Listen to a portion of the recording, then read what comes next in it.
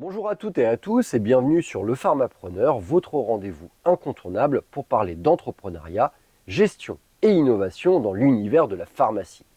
Aujourd'hui, nous allons aborder une thématique cruciale pour notre profession, à savoir la gestion des difficultés financières des officines et comment la solidarité entre pharmaciens peut devenir une solution innovante et durable. Face aux défis financiers que rencontrent de nombreuses officines, qu'ils soient liés à des trésoreries tendues, à des investissements mal calibrés ou à une gestion des flux parfois délicate, il est temps de repenser nos pratiques et de valoriser des approches collaboratives et solidaires. Dans cet épisode, nous allons explorer les causes profondes des tensions financières dans nos officines, des exemples concrets où la solidarité entre confrères a permis de redresser des situations critiques, les bonnes pratiques pour mettre en place des collaborations financières sécurisées, et enfin des outils et des stratégies pour anticiper et prévenir les crises.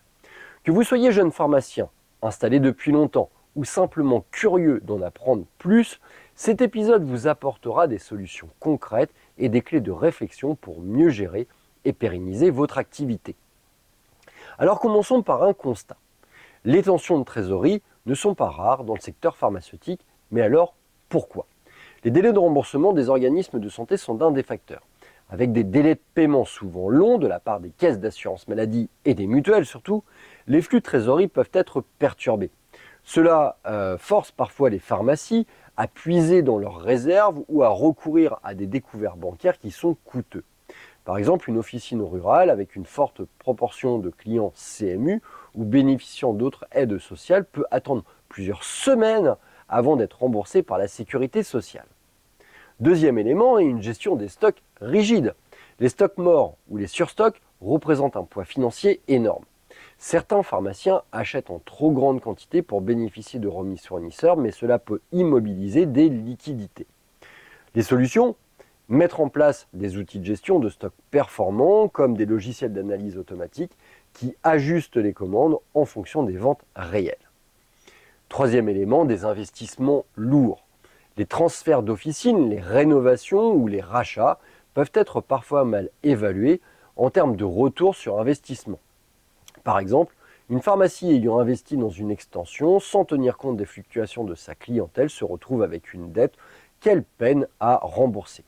Et ces défis, bien que réels, ne sont pas insurmontables. Il existe des solutions innovantes, notamment grâce à la solidarité entre confrères. En effet, dans les moments difficiles, la solidarité entre pharmaciens peut faire toute la différence. C'est une approche gagnant-gagnant où l'un trouve une solution pour pallier une difficulté et l'autre sécuriser un placement financier. Le concept, prêt entre pharmaciens. Un pharmacien avec une trésorerie excédentaire peut choisir d'investir dans une officine en difficulté. Cela peut prendre la forme d'un prêt à taux avantageux ou d'une participation au capital. Avantage pour le prêteur, il sécurise son excédent de trésorerie tout en obtenant un rendement supérieur à celui des placements classiques, comme les prêts bancaires. Avantage pour l'emprunteur, il obtient des fonds rapidement sans passer par des démarches bancaires complexes. On a également des groupements comme facilitateurs. Des structures comme la FSPF ou les réseaux de groupement peuvent jouer un rôle clé en mettant en relation les pharmaciens ayant besoin d'aide et ceux disposant d'excédents financiers. Il est essentiel que ces collaborations soient formalisées par un contrat clair et précis avec des termes définis. Le montant, la durée, le taux d'intérêt. L'accompagnement d'un expert comptable ou d'un avocat est bien évidemment fortement recommandé pour garantir la transparence et éviter les conflits. Au-delà de la solidarité, il est crucial pour les pharmaciens d'anticiper et de prévenir les tensions financières. Pensez à mettre en place un suivi rigoureux de la trésorerie. Utilisez des outils numériques pour surveiller vos flux de trésorerie en temps réel. Cela permet d'anticiper les périodes de tension et de réagir rapidement. Optimisez également la gestion des stocks. Identifiez vos produits à rotation lente et renégociez des retours avec vos fournisseurs. Les plateformes de groupement offrent souvent des solutions pour optimiser les achats. Enfin, pensez à diversifier vos revenus.